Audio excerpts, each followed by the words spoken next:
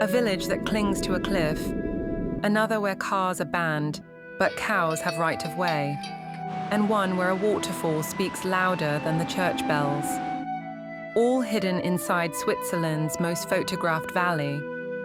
But what you've seen is just the surface. This isn't a fairy tale, it's Lauterbrunnen. And inside this one silent valley are 3 villages that don't feel real. Most places beg for attention, Lauterbrunnen whispers. A 72 waterfall valley, walled in by cliffs, where the sky narrows and time slows. Tourists pass through, but the real magic lies in staying still. From a distance, it looks too symmetrical to be real. Sheer rock faces on both sides, flat green fields in between, like nature ironed the valley smooth. And the sound, not silence, something better. Waterfalls you can't yet see, echoing off stone. Cowbells faint in the wind. Walk into the village and the modern world fades. Wooden chalets tilt into flower gardens. A white-spired church sits in the center, like a held breath. No honking, no neon, just cobbled paths and open windows. And then, the waterfalls. There are 72. They pour down the cliffs like threads unraveling. Some vanish into mist. Others roar straight through your bones. The star is Staubach Falls, a 300-meter vertical drop that doesn't trickle, it leaps. Stand beneath it at dawn and you'll catch something rare. The mist turns gold for just a few minutes. Locals call it the quiet fire. It happens whether anyone's watching or not. Lauterbrunnen isn't a secret, but it feels like one. The people here don't just live in the valley. They protect it from noise, speed, and anything that doesn't belong. Wake up early and take the valley floor trail. It's flat, easy, and hauntingly beautiful. A walk between 2 worlds. You'll pass barns older than your country, and benches that seem placed by poets. At the far end is Trimmelbach Falls, glacier runoff hidden inside a mountain, echoing like thunder from the Earth's chest. For a slower afternoon, sit outside Airtime Cafe with something warm. Watch the red train snake through the meadows. Ask a local about the paragliders. You'll hear stories better than any guidebook. It's no wonder J.R.R. Tolkien came here before writing The Lord of the Rings. He didn't need to invent Rivendell.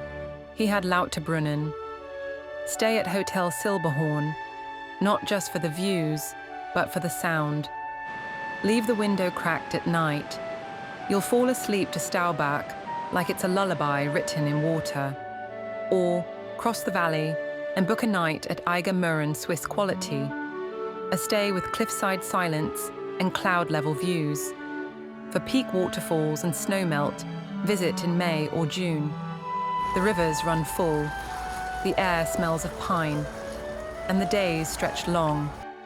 If you want peace, come in autumn, when the trees catch fire and the trails go quiet.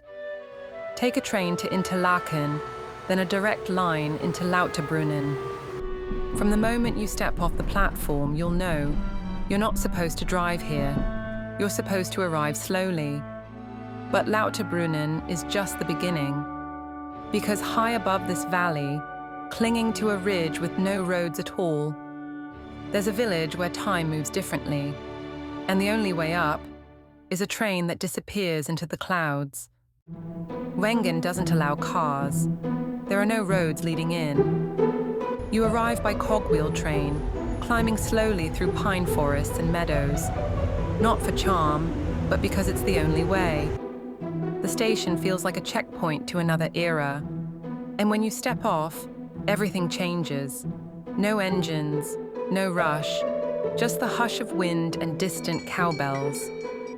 From above, the village rests on a velvet ledge, a ridge that looks hand-picked by the Alps themselves. Chalets lean into the slope. Children play in fields instead of streets. And the mountains, They're not in the background here. They're the neighbors. Start with the Männlichen Panorama Trail, a gentle ridge walk where every step feels like flying. At the top, 3 alpine giants stand shoulder to shoulder, Eiger, Mönch, and Jungfrau, so close it feels like you could trace their ridgelines with your hand. When you're done, don't rush. Sit by a window, order something warm, and just watch the weather roll through. Check into Hotel Schönegg, all wood, no noise, and balconies that open to endless sky. May to early July. The snow lingers, but wildflowers arrive, and you'll have most trails to yourself. From Lauterbrunnen, it's a 15-minute uphill ride. Short, but it feels like leaving one world for another. But if Wengen feels peaceful, just wait until we reach the village that lives above the clouds. Mürren isn't built in the Alps. It's built on them. No roads, no traffic, just a ledge, clinging to the cliffs 1,600 meters above the Lauterbrunnen valley. To reach it, you ride a cable car into the clouds. And once you arrive, the world below feels fictional. From here, Lauterbrunnen looks like a postcard left on the floor. The Eiger stares back from across the void, massive, unmoving, ancient, and yet Mürren is very much alive. Wood smoke curls from chimneys. Goats wander down gravel paths. Children sled past balconies carved with alpine symbols. There's no noise, but you'll hear life, slow, steady, resilient. Walk the North Face Trail, an alpine loop that threads above sheer drops and flower fields. Each turn delivers a new silence, a new view, a new reason to stop moving. Or ride the cable car to Schilthorn, a 360-degree panorama made famous by James Bond, but owned by no one. Stay at Hotel Bellevue, not grand, but perfect. The kind of place where time blurs and clouds tap at your window. June to September, wildflowers erupt from thawed stone, and in early mornings, the fog drapes the village like a dream. Cable car from Steckelberg, or hike, if you want to feel like you've earned the silence.